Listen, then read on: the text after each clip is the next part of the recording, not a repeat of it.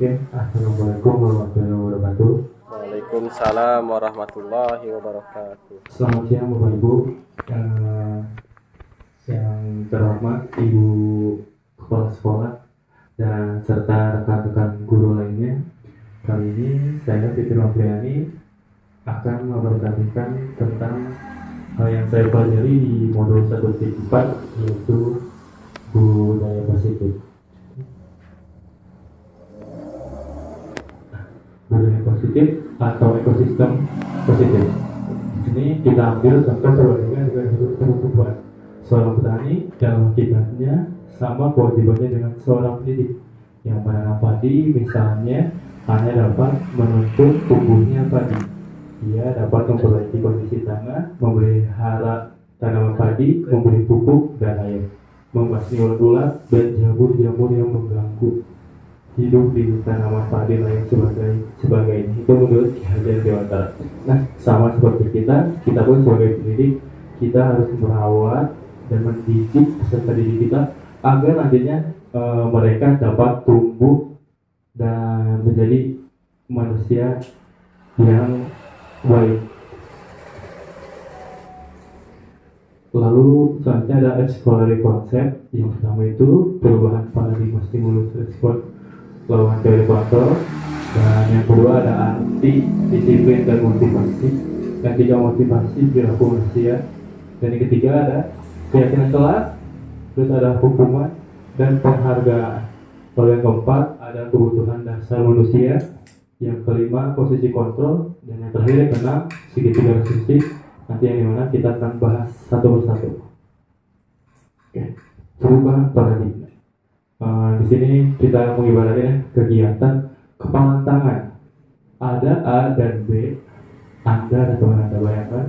Sobeklah cari kertas kecil, tuliskan benda atau sesuatu yang sangat berharga untuk Anda. Lalu letakkan di salah satu tangan Anda dan genggam satu tangan tersebut dengan segala daya. Buatlah sebuah kepalan. Lalu teman B akan mencoba dengan sekuat tenaga dengan berbagai cara untuk memintaannya. Apakah Anda memberikan benda tersebut dan apa yang terjadi? Oke, kita kasih contoh ya. Siapa yang berani mencontohkan? Ojong. Pak Ojong. Oke, Pak Ojong. Pak Ojong, bayangkan di tangan Pak Ojong itu ada suatu benda yang sangat berharga menurut Pak Ojong, yang mungkin sangat berharga di kehidupan Pak Ojong. Digenggam Pak Ojong?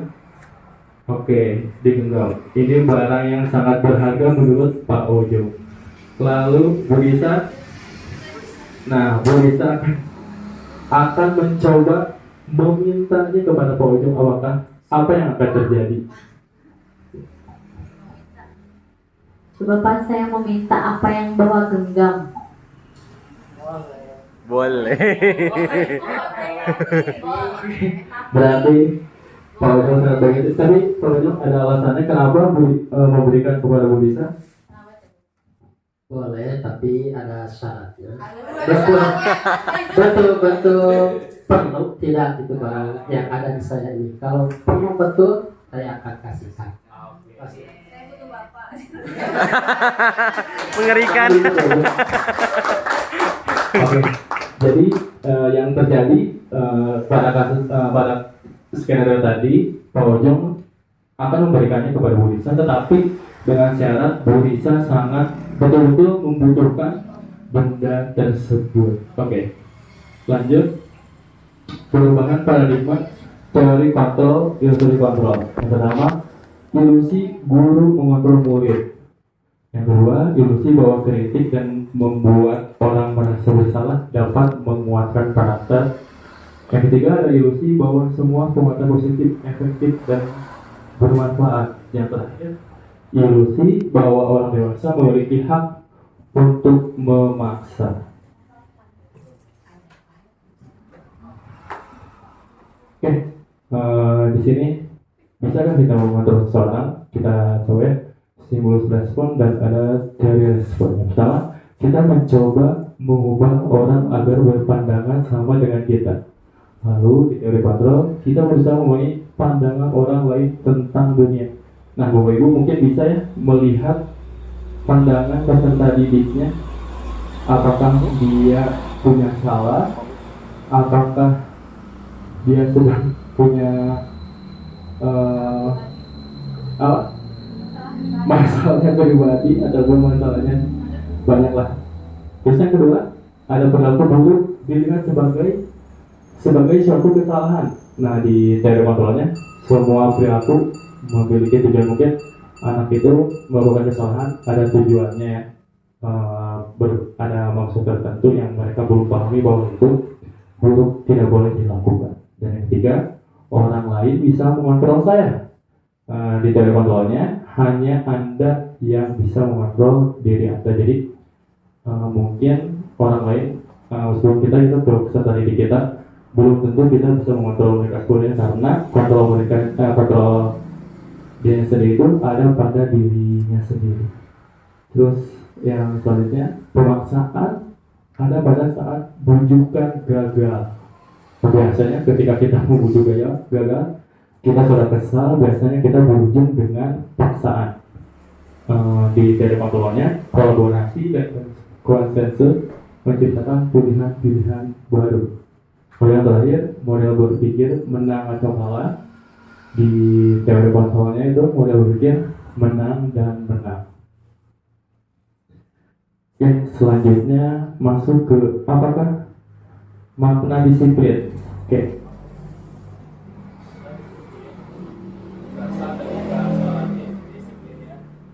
Yang artinya belajar, maka asal dari kata ini berkonotasi dengan disiplin dari murid-murid Socrates dan Plato. Yang ketiga, disiplin diri membuat orang menggali potensinya menuju sebuah tujuan apa yang dia hargai. Ya, nah. Namun dalam budaya kita, makna disiplin telah berubah menjadi sesuatu yang seorang pada orang lain mendapatkan kepatuhan, kecenderungan umum adalah menghubungkan kata disiplin dengan ketidaknyamanan, apa yang kita hargai atau pencapaian suatu tujuan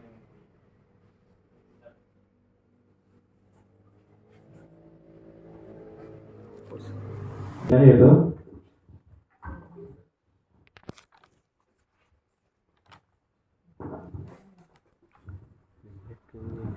Teori motivasi perilaku manusia. Nah, yang pertama ada motivasi eksternal, itu untuk menghindari ketidaknyamanan atau hukuman. Apa yang akan terjadi apabila saya tidak melakukannya? Dan yang kedua, motivasi eksternal, yaitu untuk mendapatkan imbalan dari orang lain, institusi. Lalu doanya itu apa yang akan saya dapatkan apabila saya melakukannya. Yang terakhir, untuk menghargai diri sendiri, menjadi insan sesuai dengan harapan kita. Itu saya akan menjadi orang seperti apa bila saya melakukannya.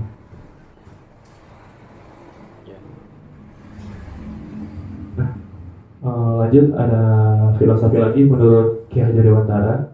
Merdeka, menurut Ki Hajar Dewantara, merdeka itu artinya tidak hanya terlepas dari perintah, akan tetapi juga cakap buat memerintah diri sendiri. Jadi tidak ada aturan, yang dimana kita sekarang sedang menerapkan belajar merdeka belajar. Nah, di sini ada lingkup budaya positif. Di antara lain budaya positif itu yang pertama, buat di sekolah itu ada peraturan kelas. Mungkin Bapak Ibu di sini sudah memulainya di awal pembelajaran, misalnya di awal semester Bapak Ibu sudah membuat peraturan kelasnya bersama peserta didiknya. Coba siapa yang mau menyebutkan salah satu peraturan kelas, semua peraturan kelasnya yang ada, yang sudah disepakati dengan murid-murid. Kemudian Adakah Bapak Ibu yang mau memaparkan peraturan kelas yang peraturan kelas dulu? Oke, peraturan kelas dulu di Wiza mau?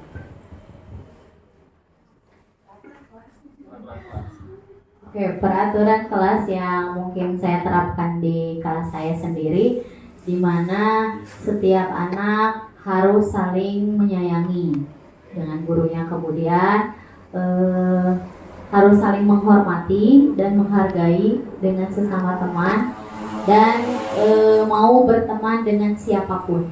Nah itu mungkin kan kadang-kadang suka ada perbedaannya, aku pengen sama perempuan aja, sama laki-laki aja. Nah peraturannya kamu harus mau bermain dengan siapapun. Mungkin itu Pak Fikri, terima kasih. Oke, jadi itu ya peraturan kelas yang ada di kelas Bu Nisa. Selanjutnya ada di keyakinan. Sudah peraturan kelas, naik ke keyakinan kelas. Coba di sini adakah Bapak Ibu yang sudah menerapkan keyakinan kelas?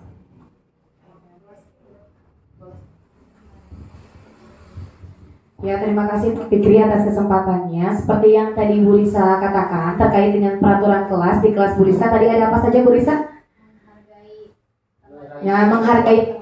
Jadi di keyakinan kelas itu kami semua meyakini kami saling menyayangi antar teman. Jadi dari peraturan dirubah menjadi sebuah keyakinan kelas dan diyakini baik oleh murid maupun oleh gurunya. Itu. Jadi mungkin kata-katanya ya, kalau di peraturan tadi saling menyayangi. Jadi kalau di keyakinan kelas kami semua saling menyayangi. Itu. Ya, terima kasih Pak Fikri. Ya, terima kasih kepada Bu. Dan boleh seputar dulu buat Bu Suci dan Bu Lisa. Jadi benar apa yang tadi dikatakan Bu Suci. Mungkin kalau di peraturan kelas katanya kurang positif ya. Buat di keyakinan kelas kita buat misalkan di peraturan kelas kita tidak boleh jangan membuang sampah. Nah, di keyakinan kelas kita ganti katanya menjadi positif, jadi buanglah sampah kepada tempatnya. Seperti itu ya Bapak Ibu ya. Di kata yang negatif menjadi kata yang positif. Lalu ada lagi lingkungan positif.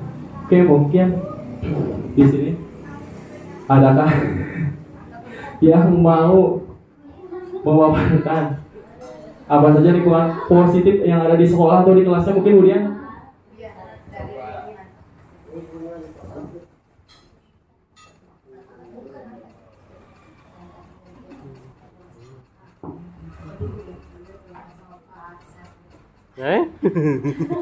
Apa? Terima kasih kepada Pak Fikri. Kalau untuk budaya positif yang sudah dilakukan, yaitu dengan membuang sampah pada tempatnya, jadi kebersihan, terus melaksanakan sholat 2 tiap hari Jumat, dan membaca surat-surat pendek sebelum pembelajaran dilakukan.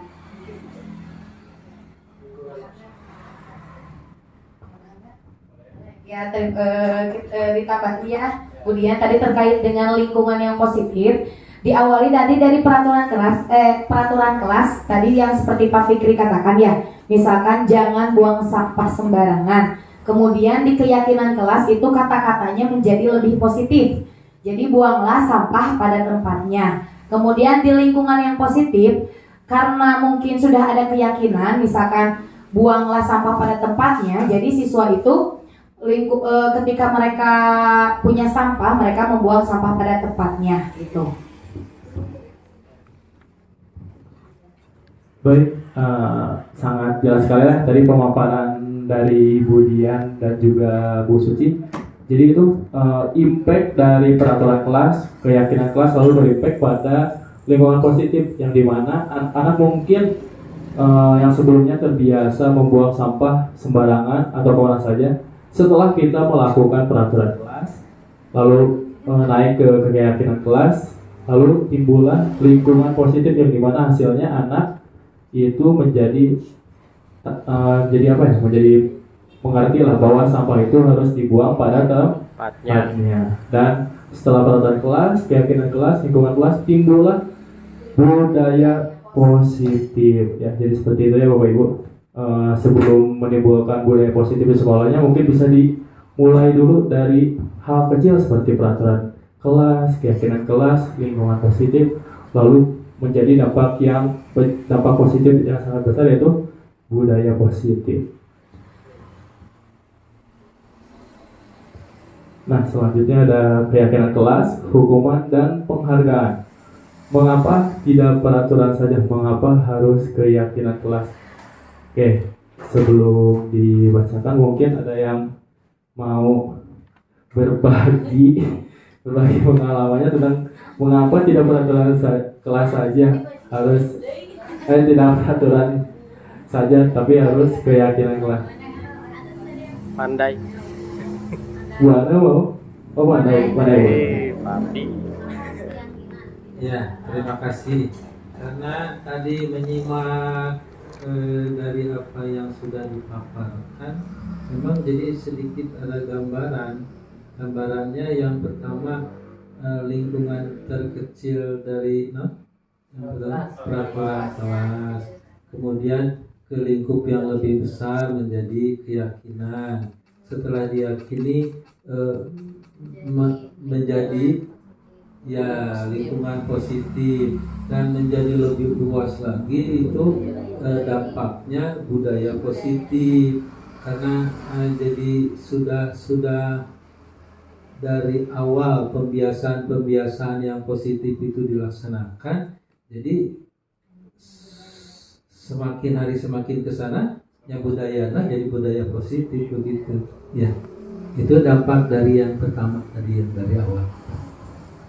Oke, benar sekali yang dijelaskan oleh Pandai. Tepuk tangan dulu Pak Pandai. Oke, jadi mengapa tidak peraturan saja? Mungkin kalau peraturan lebih ke sebelah pihak ya. Mungkin hanya gurunya saja yang membuat peraturannya tanpa disepakati oleh muridnya. Jadi ngatur sendirilah, hanya sebelah pihak.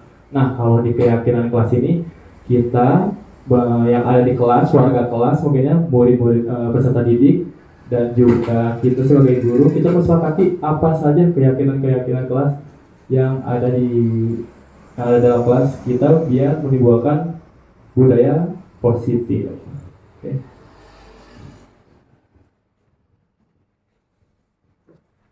Ini kesepakatan kelas. Nah, yang pertama itu tahap-tahapnya kami guru dan murid yang saling menyayangi, ini contoh. Terus yang kedua, kami murid yang semangat belajar. Mungkin ini adaptasi dari kata positif yang harus tidak boleh bermalas-malasan dan diubah menjadi kata positif menjadi kami murid yang semangat belajar. Dan yang terakhir, kami murid yang peduli dengan teman-teman. Mungkin ini adaptasi dari di kelas. Tidak boleh saling mengejek, tidak boleh berantem, tidak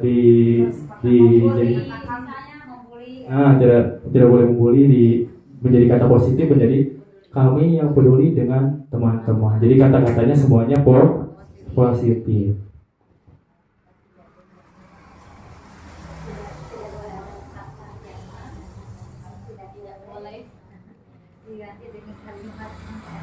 Oke, sekarang kita bedah satu-satu ini. Ada peraturan, terus ada keyakinan kelas. Nah, kita bahas satu-satu. Oke. Selalu kembalikan buku ke tempatnya. Siapa yang mau memaparkan merubah kata negatif menjadi kata positif. Selalu dikembalikan, terus dilarang mengganggu orang lain, hadir di sekolah yang mempersulit sebuah pembelajaran, dilarang melakukan kekerasan, dilarang menggunakan narkoba, bergantian atau menunggu giliran, gunakan masker, jangan berani. Siapa yang berani ke depan? Wana. Oke, tepuk tangan dulu buat Wana. Oke, terima kasih Wana.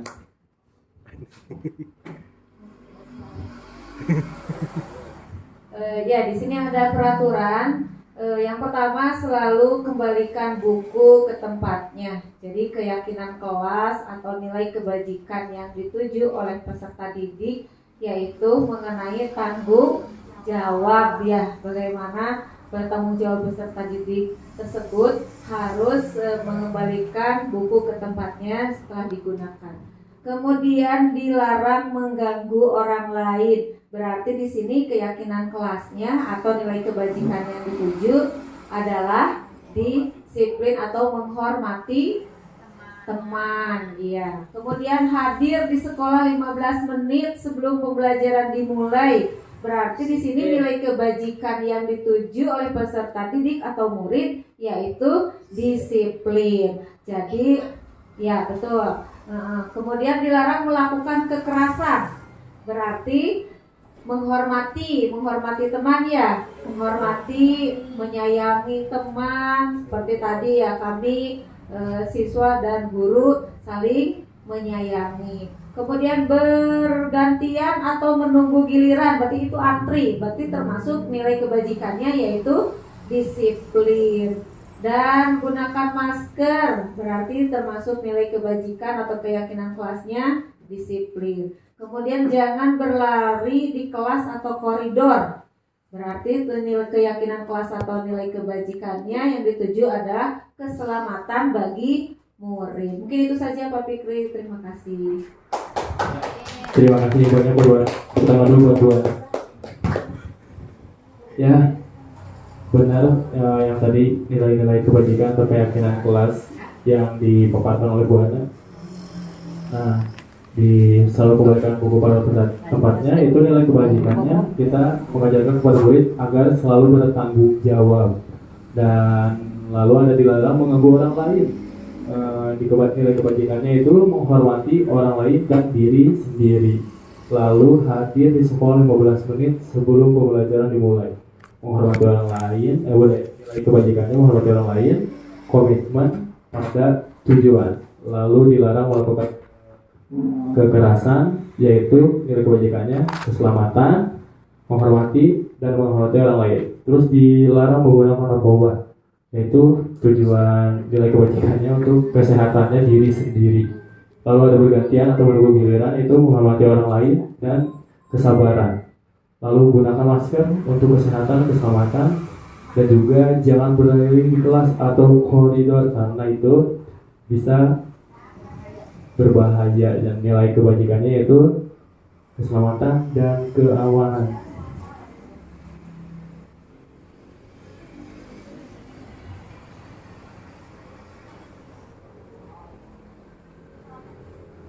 Oke, ya di sini ada perbedaan hukuman dan sanksi atau konsekuensi. Oke, pertama ini ada contoh hukuman.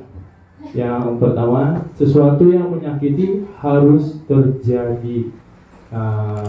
Di sanksi atau konsekuensi itu sesuatu harus terjadi. Lalu ada membuat anak sakit fisik maupun hati itu dijangka waktu lama. Lalu di sanksi konsekuensi itu membuat anak merasa tidak nyaman dalam jangka waktu pendek. Lalu ada hukuman. Lalu karena anak diberi hukuman, biasanya anak menjadi membenci untuk kedisiplinan.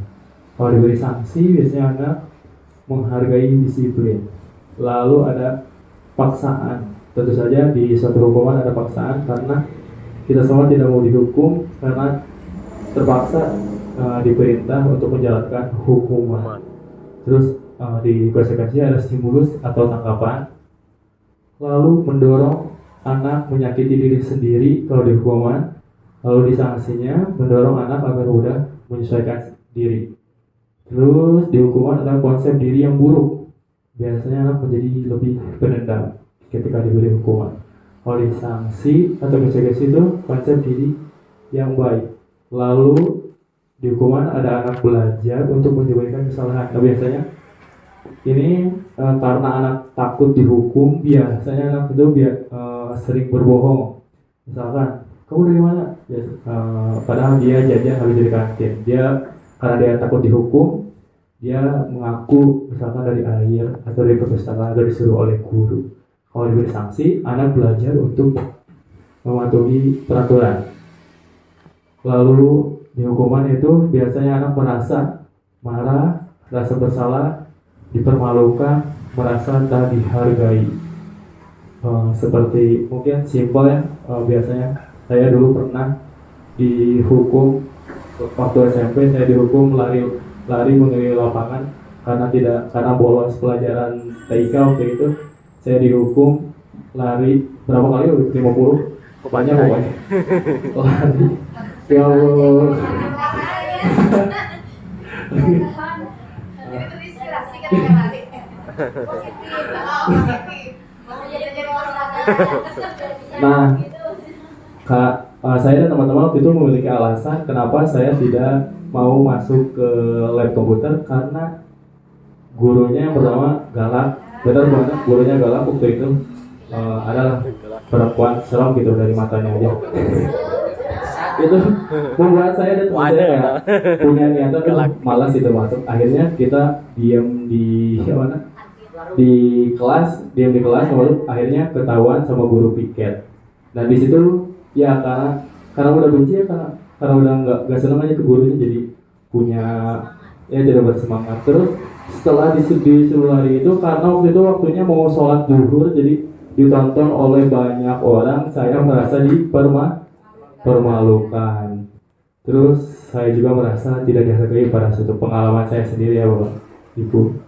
Nah kalau disanksi itu kehilangan hak, terus dibuat tidak nyaman, diasingkan untuk sementara atau tengok.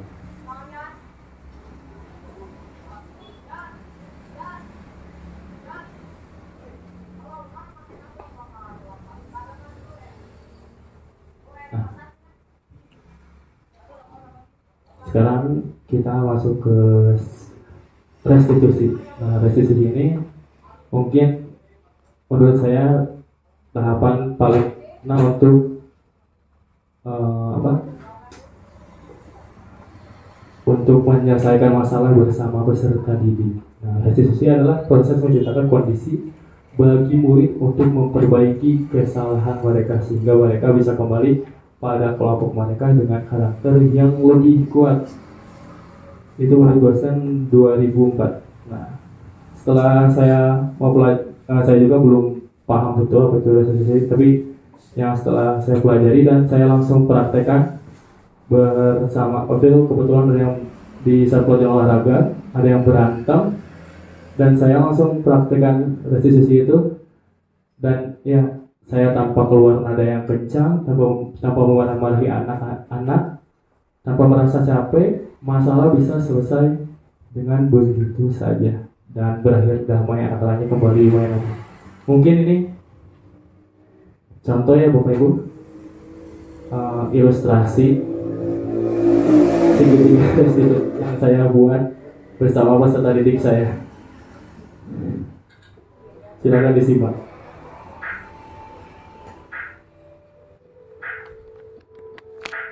Nah, di sini saya membuat skenario atau ilustrasi dua kasus. Yang pertama kasus yang ini, salah satu pelajaran ada 3 siswa yang berkeliaran. Mereka berjanji tidak masuk kelas dan bermain di perpustakaan. Lalu di perpustakaan mereka mengacak-acak buku, dibaca sebagian buku. Nah, ada satu buku yang dirusak. Lalu di kasus kedua, pada saat pagi pelajaran pertama olahraga, siswa bernama Sandi tidak langsung masuk mengikuti pelajaran, melainkan pergi ke kantin untuk membeli jajanan. Si Sandi. Ini saya memperhatikan hanya kasus satu saja bersama peserta didik saya. Si Sandi.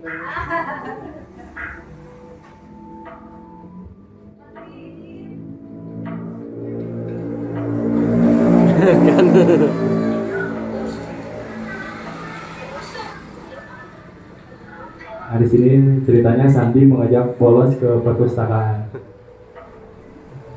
Lalu di perpustakaan mereka baca-baca buku dan tidak menyimpannya kembali. Tuh.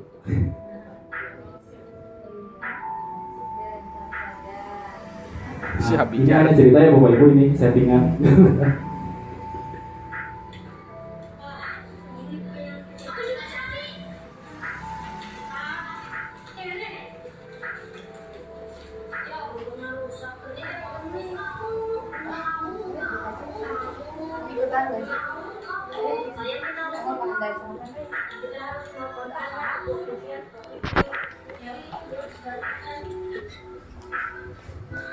Nah, di sini saya mencoba mempraktekkan segitiga restitusi.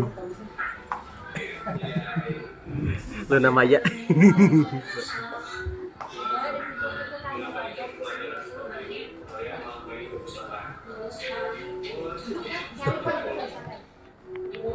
Di sini saya sedang menstabilkan dan memvalidasi tindakan anak tersebut. Sandi gemoy.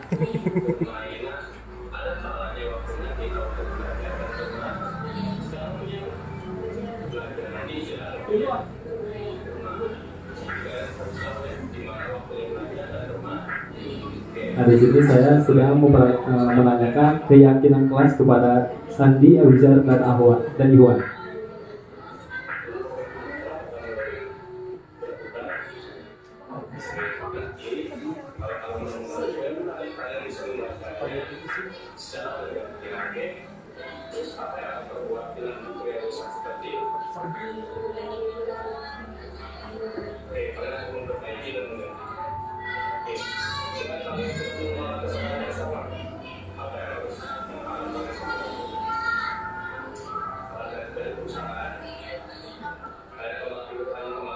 Di sini saya mencari solusi bersama anak-anak, yaitu untuk mengganti buku yang rusak, untuk memperbaiki buku yang rusak, lalu akan membersihkan kembali kerusakan yang setelah mereka acak-acak tadi.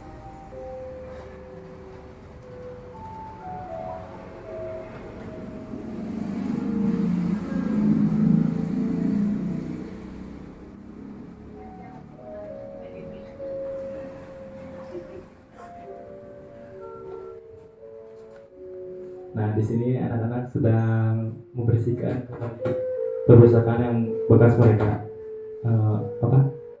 Acak-acak Iya, acak-acak ya. si Sandi.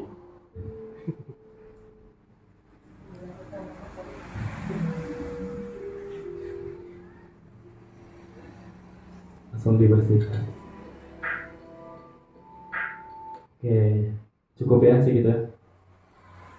Oke, lanjut ke restitusi. Adakah Bapak Ibu yang akan mempraktekkan segitiga restitusi ini? Bu Ini Kiki. mau mencoba praktekkan segitiga restitusi. Ada yang berperan menjadi guru dan ada yang berperan menjadi murid. Siapa? Pandai dan Bu Is ya? Oh iya, langkahnya. Oh iya, lupa. Nah, di sini yaitu kita yang pertama harus menstabilkan identitas.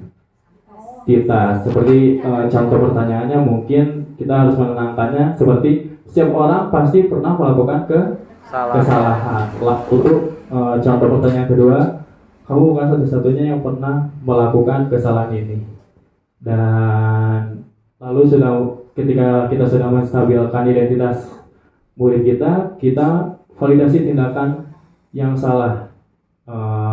Contoh pertanyaannya itu, kamu tentu punya alasan untuk mengapa melakukan hal tersebut. Terus, adakah cara yang lebih efektif untuk mendapatkan apa yang kamu butuhkan? Dan yang terakhir, menanyakan keyakinan kelas, yaitu pertanyaannya nilai-nilai apa yang telah kita sepakati peraturan di sekolah, keyakinan kelas di sekolah maupun keyakinan di kelasnya masing-masing.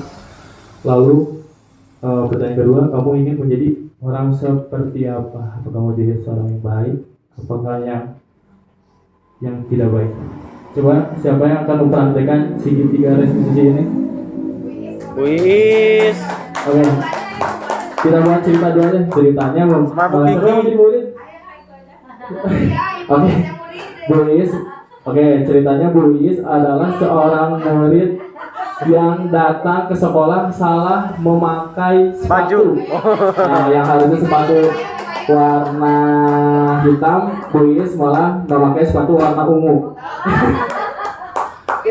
Siapa yang mau jadi gurunya? Pak Devi, Pak Devi. Pak Devi ayo. Pak Devi mau jadi guru, Pak Devi. Pak Devi jadi gurunya. Jadi muridnya Pak Devi, yang anak gurunya. Oke deh. Ayo, Pak Devi. jadi gurunya. Oh, oke. Jadi Pak Devi siswa kelas 1B. 1B salah memakai sepatu. Bu Kiki muridnya. Pak Devi dan Bu Lisa. Oke, dan ini ada Bu guru killer. Gue killer. Sudah melakukan segitiga restitusi. Oke, sudah ke sekolah. Bu guru. Bu guru juga pakai coklat. Ibu guru basket.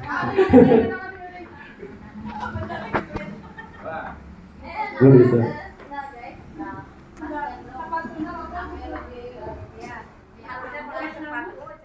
Itu kenapa pakai baju hitam?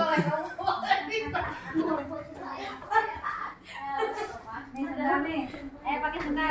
Kelas tinggi mantap gitu ya sama. Nah, gitu beda. Gitu.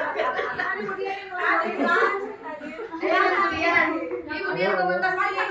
Kayaknya aku pakai sepatu atau pakai sendalnya.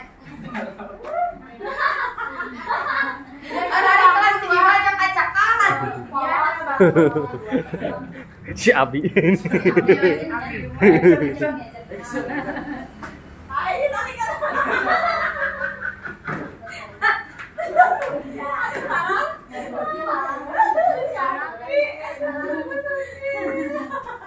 Ibu-ibu aku ngompol.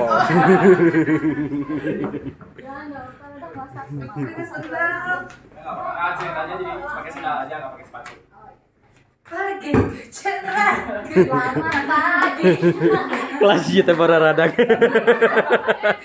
di kelas ini menuju aman tuh. Ayo kok ame. Ayo kita berangkat sekolah yuk. Iya udah siang, ini udah siang gimana tuh? Kan ke atas.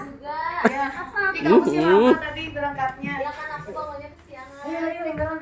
Allah, kok aku bangganya? Ini adek kelas berapa adek? Baik ya. Dua. Kau pakai sepatu apa? Coba ke kelas cepat ayo. Alhamdulillah aman, kita aman. Ayo duduk.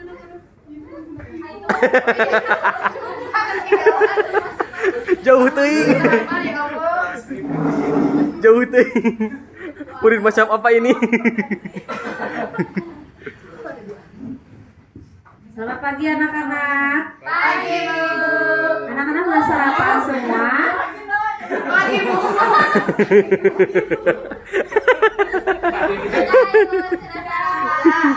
Sehat semua? Alhamdulillah sehat mantap. Mantap. Alhamdulillah. Ya. Oh ya di tengah kamu biar ini tuh.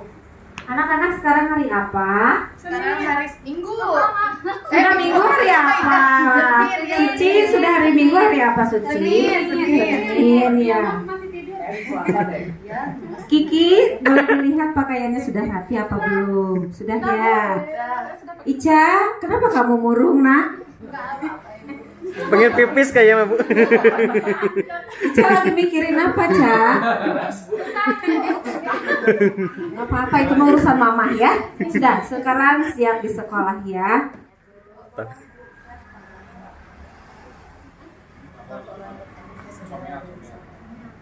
Comel Bu Kiki. Ibu, di cabang nggak pakai sepatu Bu. Ih, kamu mah gitu. Pakai sepatu putih Bu, nggak pakai sepatu hitam Bu. Pakai sendal. Oh iya. Pakai sepatu tuh mana? Oh iya. Anak-anak, sekarang hari apa ya? Hari Senin. Hari Senin. Kalian kemarin sudah membuat keyakinan kelas. Kalau hari Senin itu kita kan melaksanakan upacara ya. Nah, peraturannya kalau hari Senin itu wajib memakai sepatu warna hitam. Nah, Ica kenapa tidak memakai sepatu warna hitam? Jangan punya sepatu Ibu. Nah, iya. Beliin. Nanti pulangnya nanti sama ibu berdua ya, Cak ya, ke kantor ya. Boleh kalian berdua silakan pulang ke rumahnya. Ini pakai sendal Baca nggak doa. apa-apa. Di sekolah. Gak punya Bu. Oh, Suci juga nggak pakai sepatu? Dia masuk ke sawah. Oh, masuk ke sawah. Kalau Kiki gimana Kiki? Lagi dicuci Bu, belum kering. Oh, Bilang ini. berarti ini bertiga. Kiki juga tadi ini ya tidak memakai sepatu warna hitam ya. Jadi kalian bertiga telah melanggar keyakinan ke kelas. Coba Suci dulu alasannya tadi kenapa sampai tidak memakai sepatu warna hitam. Satu nggak punya sepatu Bu. Nggak punya. Kenapa nggak punya Sobe? Selalu bolong. Selalu bolong. Gak punya Oh, sombong. jabrah berarti ya Suci ini jabrah. Lewat gunung melewati lembah, Ah, sungai, iya. Lewati lembah. cepat. Copot. Iya. Kalau Kiki alasannya kenapa nak Kiki? Diambil Paisan. Oh iya, sekarang musim hujan ya. Nah Kiki cuman punya satu sepatunya. Tuh, Bu, nggak ada lagi. Nggak ada lagi, nanti boleh sama mamahnya ya dibelikan lagi itu dua. Kalau Ica kenapa Ca? Gak punya sepatu warna hitam, Ibu. Jadi warna-warni punyanya Ca? Warna. Transparan. Ya, nanti Ica boleh ke mamahnya Tapi kita sudah bilang. kompak, Bu, sekarang semua pakai baju hitam. Oh, nah nanti mah bukan bajunya, nanti salah kostum ya. Nanti malah disangkanya bukan ke sekolah tapi mau ke rumah hantu. Hantunya ya. Nah, kalian ini menurut Ya, kalian lagi kalian video. sudah melanggar keyakinan kelas apa belum? Ya, Bu. Iya, coba akan diulangi lagi apa tidak?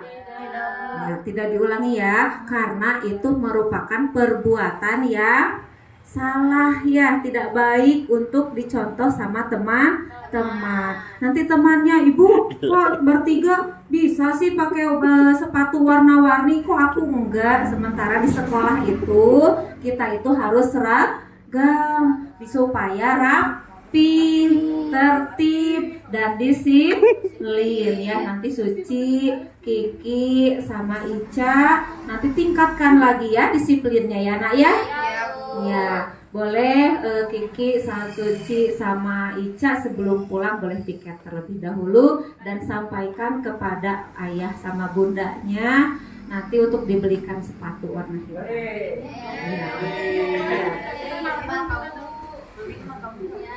Ya, itulah cerita dari segitiga restitusi. Yeay. Oke, terima kasih kepada pemeran terfavorit. Mengerikan. Mengerikan. Jadi itu Emmy Award. Buat oke, jadi itu yang telah mempraktikkan Bu Anya, Bu Risa, Bu Suci dan Bu Kiki telah mempraktikkan segitiga itu di jenjang paket C ya Bu nih.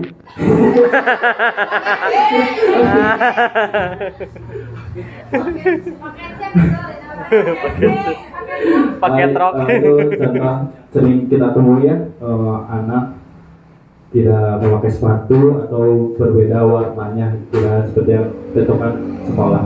Nah, jadi langkah-langkahnya sudah betul yang dilakukan Bu Ana. Yang pertama menstabilkan identitas. Tadi guru berkata berbuat salah itu hal yang manusiawi, terus tidak ada manusia yang sempurna. Lalu Bapak Ibu juga pernah berbuat salah dan lain-lainnya, bisa baca. Lalu di tahap kedua validasi tindakan yang salah. Guru berkata kamu bisa saja melakukan hal yang lebih buruk, tapi kamu tidak melakukannya. Lalu ada kamu pasti punya alasan mengapa melakukannya. Seperti tadi Bu Ica dan Bu Suci tidak memakai sendal, tidak pakai sepatu itu karena alasannya tidak punya sepatu. Nah itu ciri-ciri di pedalaman mungkin. Dicari solusinya mungkin Bu Ana nanti bisa kebeliin sepatu yang tuh. Satu ewa sebelah. Oke, dan yang terakhir ada menanyakan keyakinan kelas. Jadi Bu Ana telah menanyakan bahwa tidak boleh memakai sendal dan berwarna sepatu lain kecuali warna hitam. Dan di sini ada beberapa contoh pertanyaan yang bisa kita berikan kepada peserta didik kita. Apa nilai kita percaya di kelas atau di sekolah kita? Lalu ada nilai-nilai universal apa yang telah kita sepakati? Yang ketiga, kelas yang ideal itu yang seperti apa? Lalu kamu ingin jadi seperti apa? Dan yang terakhir, apa yang kamu rasakan ketika kamu melakukan itu? Kamu menjadi orang yang seperti apa? Oke, mungkin itu saja ya Bapak Ibu yang bisa saya sampaikan. Tapi sebelum penutupan, biar gak ngantuk, mungkin Pak Ibu mau ice cream? Besok. Buat latihan dulu, pemanasan dulu, buat sekarang. Oke, saya punya ice breaking yang biasa. Saya mahal ice breaking pada mahal. Oke, saya punya ice breaking yang biasa saya lakukan di kelas bawah. Nanti kita akan coba praktekkan di kelas atas. Oke. Yang pertama. Kelas 10. Kelas 10. Kita praktekkan bersama Bapak Ibu ya. Apakah ini menyenangkan? Apakah efektif? Dipraktekkan bersama Bapak Ibu. Oke. Yang pertama silakan pegang kepala. Oke, coba. Keceplosan. Kepala. Pundak lupa lagi. Terus pegang mata, pipi, hidung, mulut, dagu, dan pundak. Oke.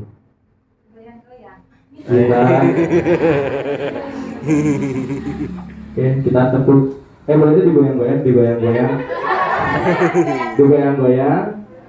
Terus digoyang-goyang terus. Masih terus digoyang-goyang. Pegang mata. Oke, pegang telinga. Oke. Pegang mulut. Pegang telinga. Pundak. Telinga. Baik-baik. Abdi kameramen tengiringan. Oke, karena Pak Isan salah, maka akan diberikan hukum cambuk ya. Kameramen selalu benar. Kameramen selalu selamat.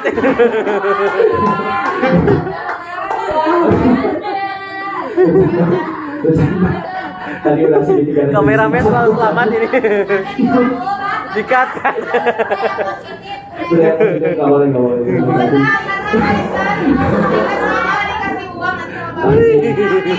Oke. Ada Bapak Ibu yang mau ice breaking buat Ayo. Ibu Luna Maya.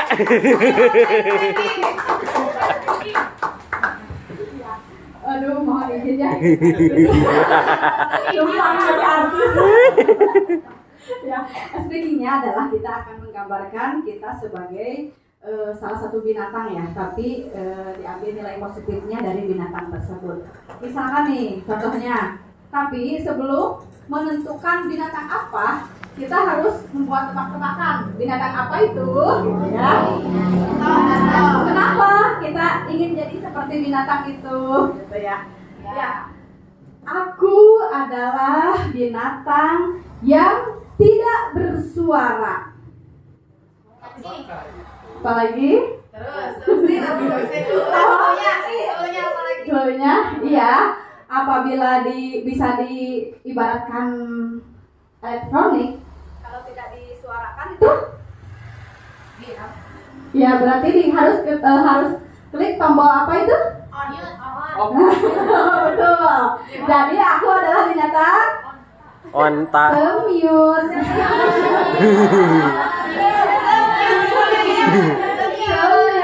Di-mute.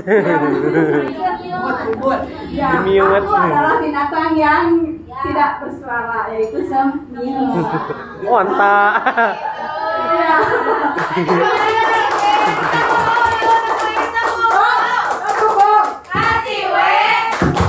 Kasih O. Kasih W.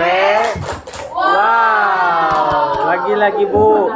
Kenapa sih saya pengen jadi binatang semut ya? Karena imut. Kalau semut itu karakter positifnya apa saja? Gimana? Gotong royong.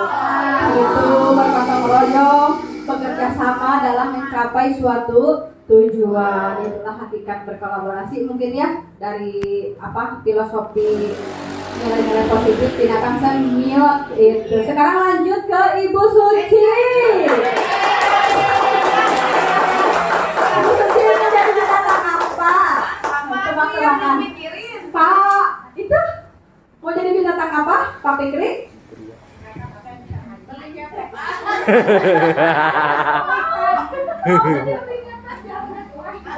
Harus tebak-tebak. Tuh, Bu. Iya, tebak-tebakan. Nggak jadi. Pandai.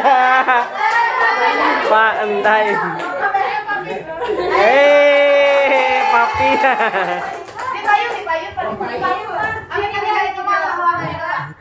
Ini blocking. Blocking. Aku adalah binatang.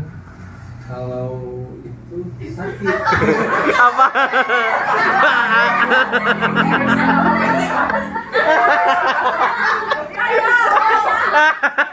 Nyerut. Nyerut. Binatang apakah itu?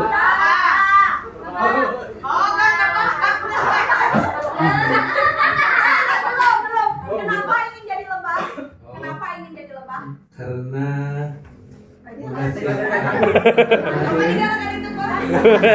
Blocking. itu Menghasilkan madu. Maksudnya mau mencari madu buat ibu.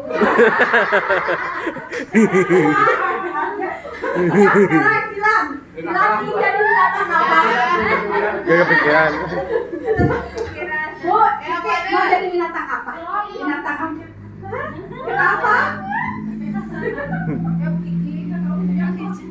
Tebak-tebakan itu ya sekarang?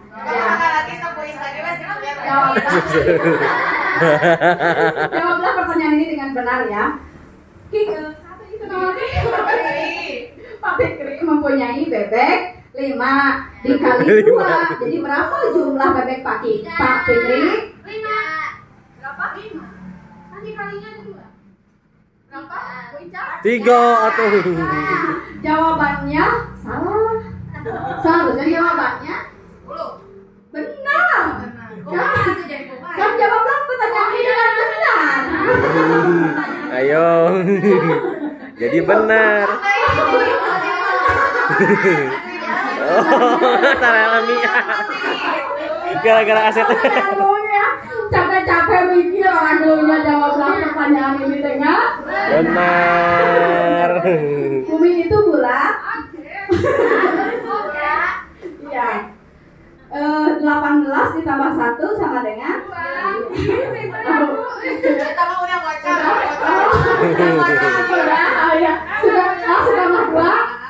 19 ditambah 2 sama udah.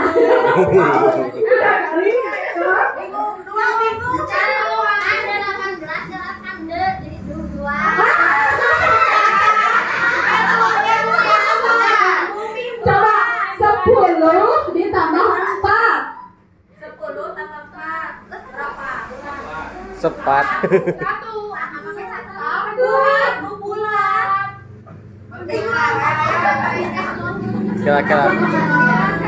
Biarkan menjadi beban hidupnya. Tidak selalu memikirkan. Kurang update itu. Tambah 4 jadi 1.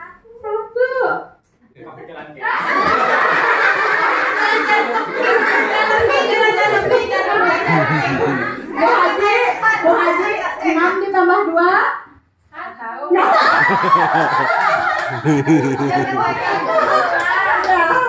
6 ditambah 2 Terus kenapa?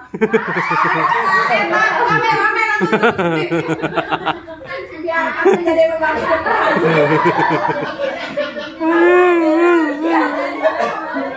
ya, terima kasih. Boleh dipakai Bapak dulu ya. Oke, terima kasih Bu Is. Ice breaking-nya sangat seru sekali, membuat kita lebih fokus lagi ya. Pusing. Dan Bu Haji kemudian nonton Bu Haji. Bu Is tanggung jawab Bu Is. Oke, mungkin waktunya sudah habis. Waktu semakin siang juga. Ada 6 menit lagi. Ada berapa? 6 menit lagi. Oke, nggak apa-apa, 6 menit lagi dipakai penutupan aja. Nggak apa-apa, atau bete.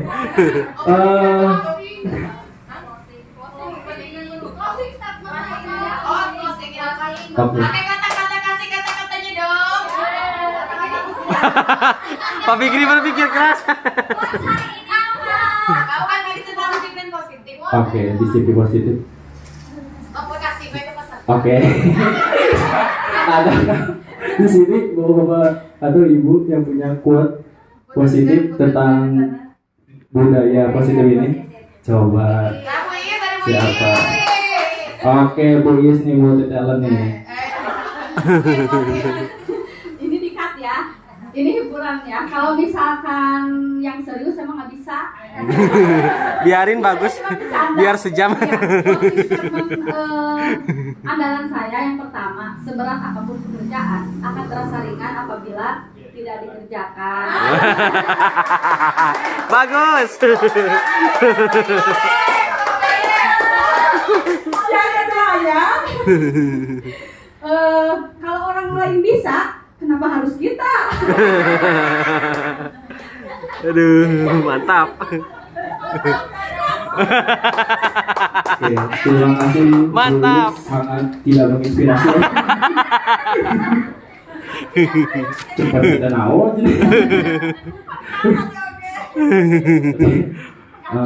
Biar sejam, Bapak. Iya. Jadi saya lupa lagi tadi materi apa. Jadi 4 menit lagi. Oh, Pak Isan mau ngasih quotes. Saya kameramen.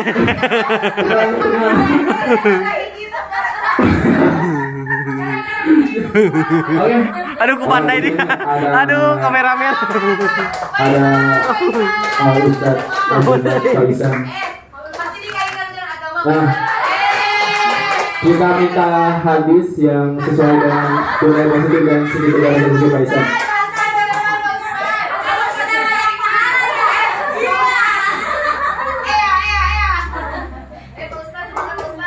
Tentang budaya positif ya. Tentang apa tadi?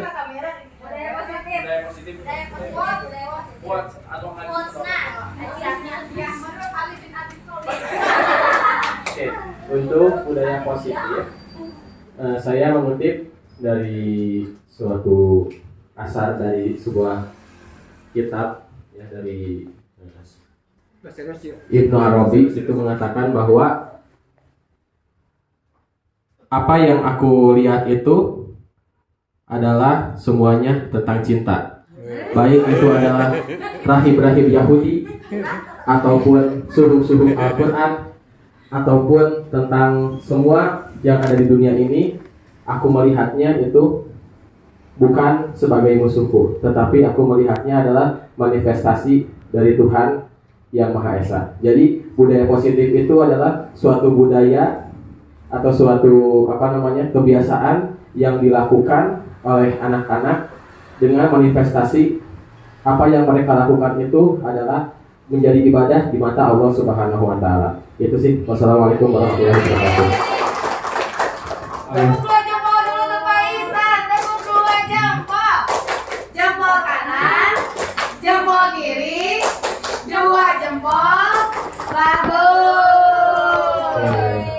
Jadi itu Pak Isan mengajarkan tentang cinta tapi Dihubungkan dengan budaya positif. Kepada budaya positif. Jadi kita tidak boleh memilih-milih untuk untuk menyayangi, untuk mencintai seseorang.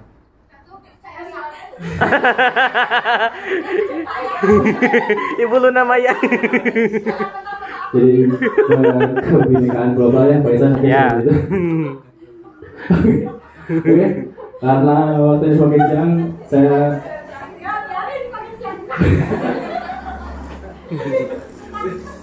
saya sudah capek. Udah lah. Pemateri dibully.